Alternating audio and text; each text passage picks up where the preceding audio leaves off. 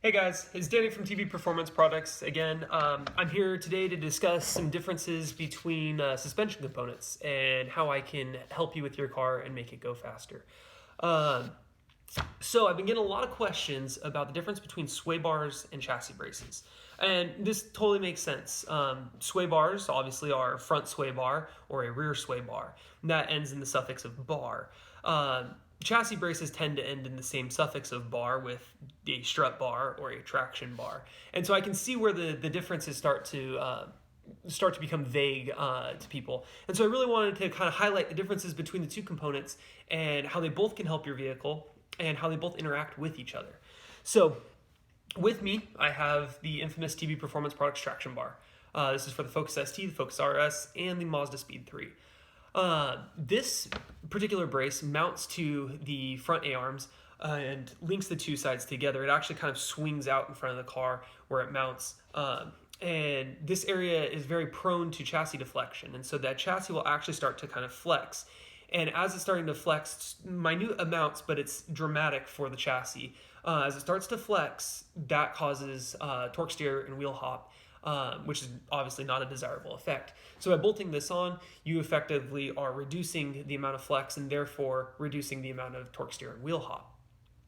This goes for many of my braces. For instance, the strut bar links the top of the shock towers together or strut towers together, and that reduces wheel hop and torque steer in its own right, as well as tightening up the front end of the vehicle and allowing the steering response and feedback to be a lot greater.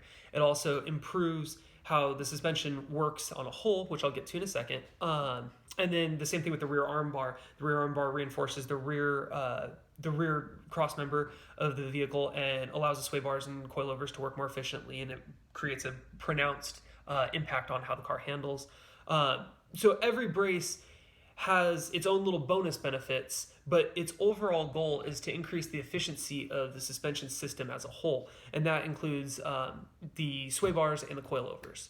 And so this is where we really highlight the differences between the sway bar and the chassis brace. A chassis brace's point is to completely eliminate or attempt to completely eliminate the chassis deflection in an area, so it should never move. Conversely, a sway bar is designed specifically to move. It's actually not so much a bar as it is a spring. It's actually under the banner of a torsion spring. And so what that means is if you think of a sway bar kind of like this, or if you unfurled a paper clip, you'd have this kind of shape. And if you're looking on it head on, it would look like this. And as a car goes through the corner, this would start occurring to the sway bar. It would actually start bending and flexing. And that bending is a spring effect, and it's trying to push that one side down. And so that keeps the car planted as it goes through the corner. As the body wants to roll, that sway bar is fighting and counteracting that force.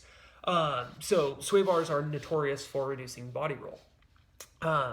They also are notorious for governing oversteer and understeer characteristics. For instance, on the Focus ST, a larger rear sway bar will induce oversteer, and that's the act of the car as it's coming through a corner. It's wanting to rotate around. It can actually end up resulting in a slide. And a larger front sway bar or a smaller rear sway bar will cause the actual pushing of the car. That's a natural tendency of a front-wheel drive car. As it goes through, it will want to push. That is understeer. And so through sway bar adjustments and tuning, you're actually able to adjust how much understeer and oversteer the car has. I would say this is the most important principle of sway bars. This is also where people get into trouble with not knowing what they're doing, and so they start putting things, I'm going to go full stiff because that's race car. And that's not the way you should do it, because you're going to end up with horrible understeer and oversteer characteristics, as well as a car that tends to slide long before it should. So I would recommend talking to a suspension tuner before you start doing that, before you start tuning your adjustable sway bars. And so that really highlights the difference between it. A chassis brace should not move, and a sway bar should move. Now, people always ask me like, hey Danny, I want to get this rear sway bar, but I also want to run your brace. That's not a problem at all. In fact, I highly recommend running aftermarket sway bar to adjust your sway bar settings, to adjust your oversteer and understeer characteristics. They work in tandem with chassis braces. And in fact, I would go so far as to say that without chassis braces, sway bars are a complete pain in the ass to try and tune. Same with your coilovers, which also can be used for understeer and oversteer characteristics. So the reason they work together is because A, they're not the same component. They're different components. And B, chassis deflection directly impacts how a sway bar performs or how coilovers perform.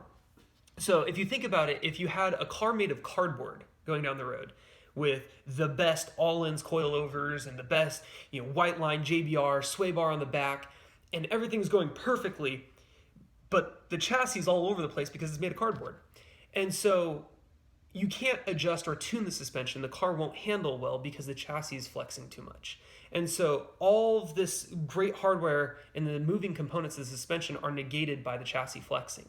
And so bracing comes into effect. So if you take that cardboard and you reinforce it with some steel and you really turn it into something solid, you have a great base upon which this great suspension is built. And so the car will actually handle better because of it. So for instance, the Focus ST is based off of the Ford C chassis. Same with the Mazda Speed 3. The Ford C chassis is about a 15-year-old chassis. So it's getting old and it's outdated, relatively speaking, to its chassis dynamics. Its torsional rigidity is, it was great for its time, and it's starting to be tired. And that's why, as the next Focus ST comes out, the torsional rigidity of the car will go up. And so bracing is a great way to increase that torsional rigidity without having to go to a modern chassis or without having to completely roll cage your car. This is a simple way to increase the rigidity of the car and allow those moving components of the vehicle to become much more efficient in how they work.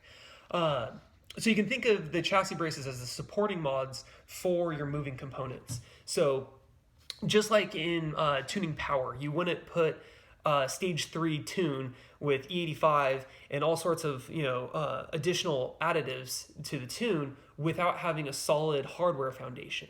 You can't run a big turbo tune on a car without a big turbo. And much the same with chassis braces.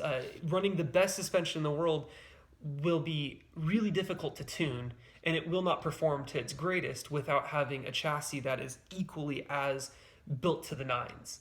So you're going to want to go through your chassis, and you're going to want to increase its rigidity because you want those sway bars to work at their optimum level. You want those coilovers to work at their optimum level. So anyway, I just want to make a quick video. I wanted to kind of highlight the differences between sway bars and chassis braces and show how they interact and kind of play with each other. My goal is always to make sure that you guys are the most informed customers that you can be so that you guys can make the best purchases possible and ultimately make the fastest car possible, because let's be honest, that's why we're both here, right? We both want to make cars go fast, and I'm just hoping I can help you out in making the right choices to make the car perform to its perfect level. So anyway, if this doesn't answer your guys' questions, feel free to shoot me a message. I'd love to answer it, and I'll make another video if I start seeing a pattern of a lot of people having questions about stuff. I'll keep these videos going as I can, and I really appreciate your guys' support, and I hope I can help you guys out. So take it easy, guys.